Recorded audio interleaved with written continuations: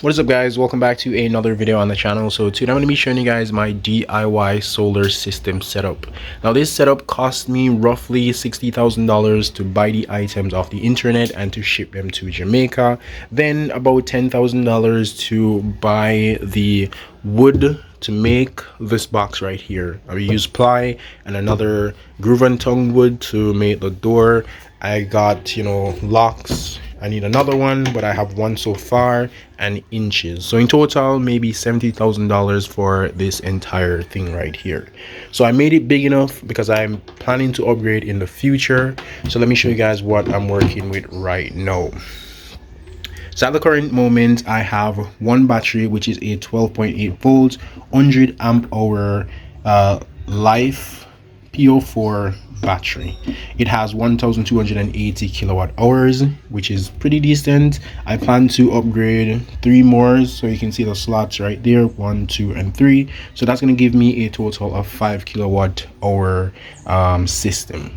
I have a charge controller right here. This one is a PWM charge controller, which is not the best. It's best to get a MPPT, but the reason why I got this one was because it came in a kit with the 100-watt panel that's on the top of the roof, and also the wiring needed to go to the battery and also to the panel.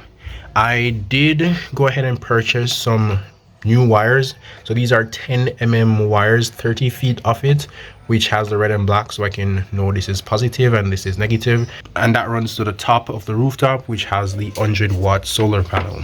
Then I have this small 500-watt pure sine wave inverter. When you're buying an inverter to run on your solar system, make sure that it says pure sine wave, because that is very important. It feeds your devices like fan, internet, TV, nice, clean, stable, pure sine wave electricity, which is good for your device, and it doesn't break it. So make sure that you always get a pure sine wave inverter. Don't watch my ladder, it's not that good, but it gets the job done. All right, so that's my Starlink, and this is my 100-watt solar panel. I did do some electricity. As you can see, this wire runs into my house. So yeah, again, the 100-watt panel that you just saw on the top of the roof comes with the PWM charge controller and the wires in a set for about $119 when I bought it. I saw it on sale at one point, but yeah, this can go up to 400 watt worth of solar panel, making sure that the amperage and the voltage of the 400 watt can is within range of this. But I wanted to get a bigger one for more panels. So once everything is connected, let's go ahead and attach the red to this part right here, and then the black to this part right here. And if I go ahead and turn this on, the green light comes on, meaning that it has power.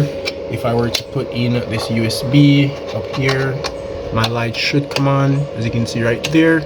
So we're gonna go inside, and I'm gonna show you guys the switch that I made for the lights. So this is the switch that I set up for my solar panel. This is the main one coming from outside. Then I have my outside lights, my all light, and my veranda light. So if I were to switch this, you can see that the light turned on, which is pretty cool. And for my veranda, and then the one that is outside is out that side. But yeah, that's pretty awesome. I also made a plug right here for my pepper light tree. So if I plug this in right here, it should turn on using my solar panel. So let me just turn this off, because alright, so I'm going to turn this off because the battery did run out, because the 100-watt solar panel that is on the rooftop is not giving enough current to fully charge this battery in a day. So I need more panels to be able to charge this within a day, so it doesn't turn off overnight. So what can you actually use with this battery? So this battery again is 1280 kilowatt hours. How that works is depending on how much watt your devices use. For example, say you have a fan. This one is a normal standing fan. You can see that it uses a total of 35 watt power consumption. So if I were to calculate how much time my battery outside, if it's fully charged, can use this fan, I'm going to divide 35 by the amount of wattage that the battery holds. So let's go ahead and run a quick calculation. So if the battery holds 1280 watt hours, and I divide that by 35, which is from my fan, that means it can run for 36 hours. Say for example you have a TV and the TV uses 50 watt, it can run for 25 hours. For example, if you have a Starlink which uses 40 watt, it can run for 32 hours.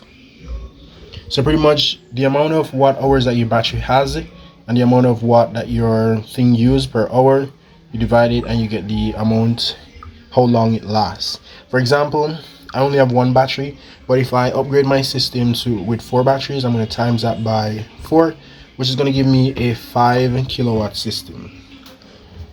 And then if I divide that by my fan, I can run it for 146 hours. Now, one thing that you should note is that the battery is important, but the amount of energy that you can put back into it is also important, because again, this PWM charge controller is not the most efficient. The MPPT is a lot better, so I'm not getting enough power from the 100 watts to fully charge this overnight. So I need something like 400 watts to actually fully charge this in like 3 or 4 hours.